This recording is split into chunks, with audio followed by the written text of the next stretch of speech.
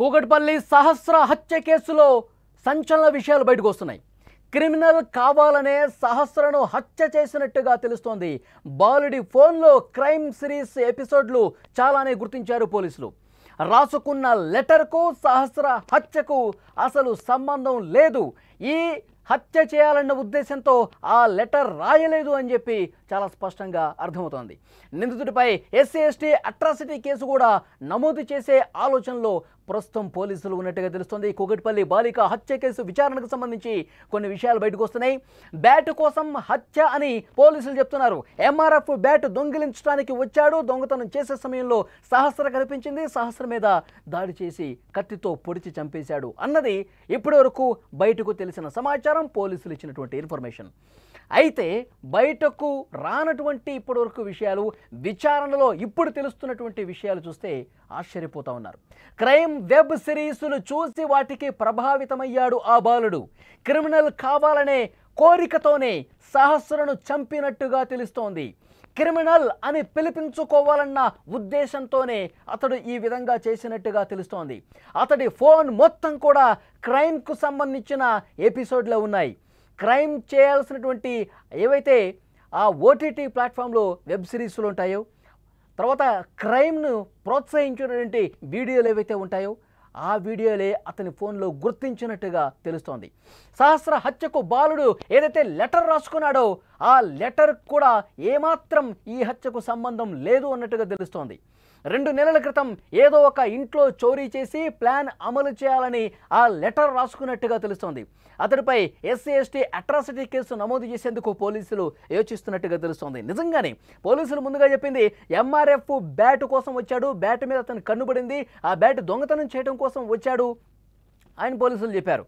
ఆ దొంగతనం చేసి వస్తున్న సమయంలో సహస్ర మీద ఈ విధంగా కత్తితో పొడిచి చంపాడు. ఎందుకంటే తన తల్లిదండ్రులకి చెప్తానని బెదిరించింది కాబట్టి ఈ విషయం ఎక్కడ బయటకు తెలిసిపోతున్న ఉద్దేశంతో బయటకు రాకుండా ఈ వ్యవహారం ఎక్కడ ఎవరికి తెలియకుండా ఉండాలంటే సహస్రను చంపాలనుకున్నాడు. తనతో తెచ్చుకున్నటువంటి కత్తిని ఉపయోగించి గొంతు మీద కోసి కడుపు మీద ఆ కత్తితో పొడిచి సహస్రను చంపిన పరిస్థితి. కానీ బ్యాట్ కోసం కాదు అన్నది కూడా ఇప్పుడు వెలుగులోకి వస్తున్నటువంటి విషయం. ఎందుకంటే గతంలో అతను రాసినటువంటి లెటర్ కూడా వచ్చింది.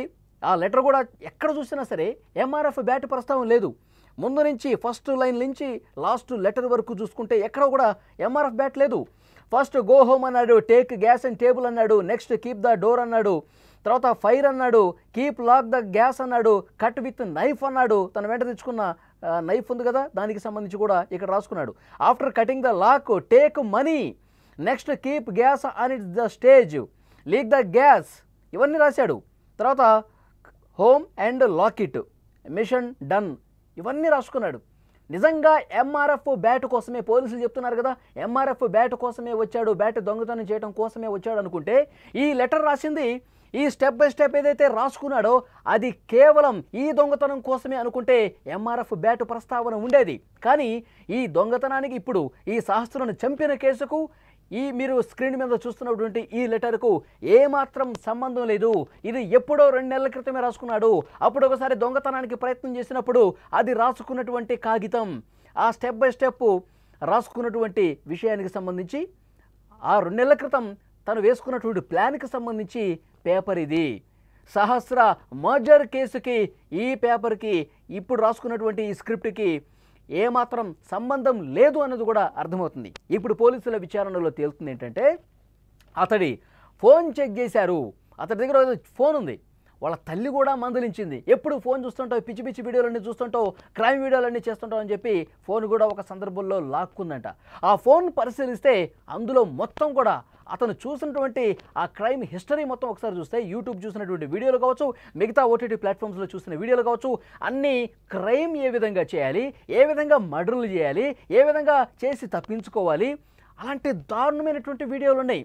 దొంగతనం ఎట్లా చేయాలి, హత్య ఎట్లా చేయాలి, చేసిన తర్వాత ఏ విధంగా తెలివిగా తప్పించుకోవాలి, ఇవన్నీ వాటిని తెలియజేసే విధంగా ఆ వీడియోలు చూసి పోలీసులే షాక్ అయిపోతున్న పరిస్థితి.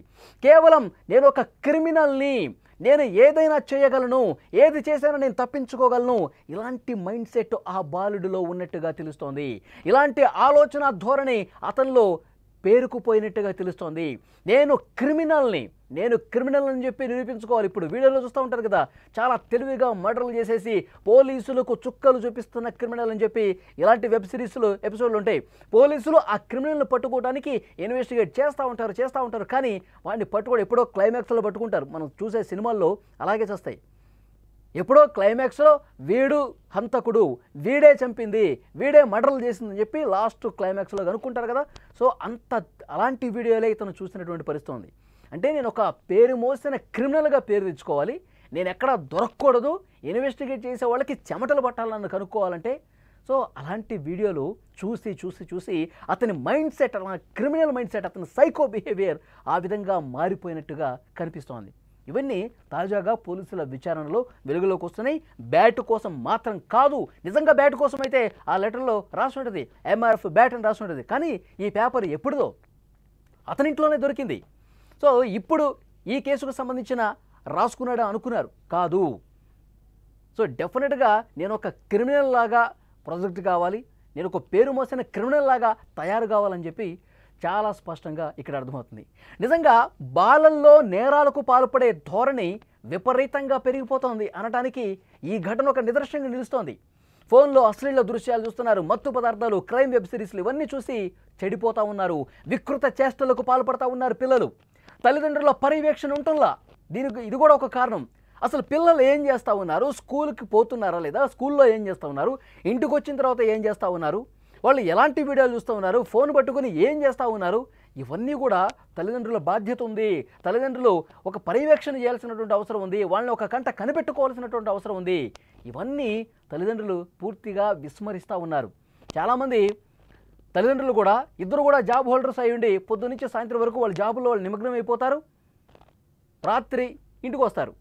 ఆ సమయానికి వీడు అసలు ఇంట్లో ఉండి ఏం చేస్తున్నాడు కూడా చాలామంది పట్టించుకోవట్లా. వీడు స్కూల్లో చదువుకోవడానికి పోతా ఉన్నాడా, స్కూల్ నుంచి బయటకు వచ్చిన తర్వాత ఎటు వెళ్తా ఉన్నాడు, ఇవి కనీసం చాలామంది తల్లిదండ్రులు పట్టించుకోవట్లేదు. పిల్లల మీద ఒక కంట కనిపెట్టడం కూడా తల్లిదండ్రుల బాధ్యత. దాన్ని విస్మరించడం వల్లే పిల్లలు పెడదారిన పడతా ఉన్నారు. ఇలాంటి క్రైములు చేయడానికి కూడా వెనకాటం లేదు. తల్లిదండ్రులు ఈ పిల్లలు ఏదైనా తప్పు చేస్తే ఇంకా వత్తాసు పలికే తల్లిదండ్రులే ఉన్నారు మన సమాజంలో. వాళ్ళు వెనకొసుకొచ్చే పిల్లలే ఉన్నారు. వాడు ఏమంత పెద్ద తప్పు చేశాడని చెప్పి వెనకేసుకొచ్చే తల్లిదండ్రులు ఇంకా ఉన్నారు. వాళ్ళని మందలించడానికి కూడా చాలామంది తల్లిదండ్రులు ఇష్టపడటంలా. వాళ్ళు చిన్న తప్పే అని చెప్పి వాళ్ళు ఆ విధంగా వెనకేసుకురావటం వల్ల, వాళ్ళని విధంగా ప్రోత్సహించడం వల్ల ఆ చిన్న తప్పు ఈరోజు పెద్ద తప్పు అయి కూర్చుంది. వాళ్ళు జైళ్లలో మగ్గాల్సిన పరిస్థితి తీసుకొస్తూ ఉంది. పిల్లల్ని మీరు వెనకేసుకురావటం వల్ల, వాళ్ళ తప్పులు వాళ్ళకి తెలియకపోవటం వల్ల, మీరు నచ్చజెప్పకపోవటం వల్ల, ఇది కరెక్ట్ కాదు, ఇది పద్ధతి కాదని చెప్పకపోవటం వల్ల చాలామంది పిల్లలు ఈ విధంగా జైళ్ల పాలవుతున్నారు, పెద్ద తప్పులు చేసే స్థాయికి ఎదుగుతున్నారు, క్రిమినల్గా తయారైపోతున్న పరిస్థితి ఉంది. కాబట్టి తల్లిదండ్రులు, స్కూల్లో ఉన్నటువంటి టీచర్సు, వీళ్ళందరి బాధ్యత ఉంది. వాళ్ళని కనిపెట్టాల్సిన బాధ్యత ఉంది, వాళ్ళని సరైన దారిలో నడిపించాల్సిన బాధ్యత కూడా ఉంది. సో డెఫినెట్గా ఇప్పుడు పిల్లల్లో నేర ప్రవృత్తి పెరగటం, ఇంత పెద్ద దారుణాలు చేసే స్థాయికి పోవటం అనేది డెఫినెట్గా అందరూ ఆలోచించాల్సినటువంటి విషయం. ఈ వీడియో చూస్తున్న ప్రతి ఒక్కరూ స్పందించండి. తల్లిదండ్రులుగా ఎవరైతే ఉన్నారో వాళ్ళందరూ కూడా ఈ వీడియో చూస్తున్నట్టయితే ఈ బాలుడిని ఇంత నేర ప్రవృత్తి కలిగి ఉంటాన్ని తల్లిదండ్రులది బాధ్యత ఉంది అని మీరు భావిస్తున్నారా లేదా? తల్లిదండ్రులు వ్యవహార శైలి కూడా ఒక కారణమని భావిస్తూ ఉన్నారా లేదా? ఇక్కడ ఈ బాలుడి కేసులో తండ్రి మద్యానికి బానిసైపోయాడు, పట్టించుకోడు, తల్లేమో జాబ్ కోసం వెళ్తూ ఉంటుంది, సాయంత్రం వస్తూ ఉంటుంది. మరి వీడిని సరైన దారిలో పెట్టకపోవటం ఒక బాధ్యత లేని తనం కాదా? ఆ తల్లిదండ్రుల బాధ్యత ఉంది కదా. ప్రతి ఒక్కరూ కూడా ఈ వీడియో చూసినట్లు స్పందించండి. తల్లిదండ్రులది బాధ్యత ఉందా లేదా అన్న విషయానికి సంబంధించి మీరేం చెప్తారో కామెంట్ రూపంలో తెలియజేయండి.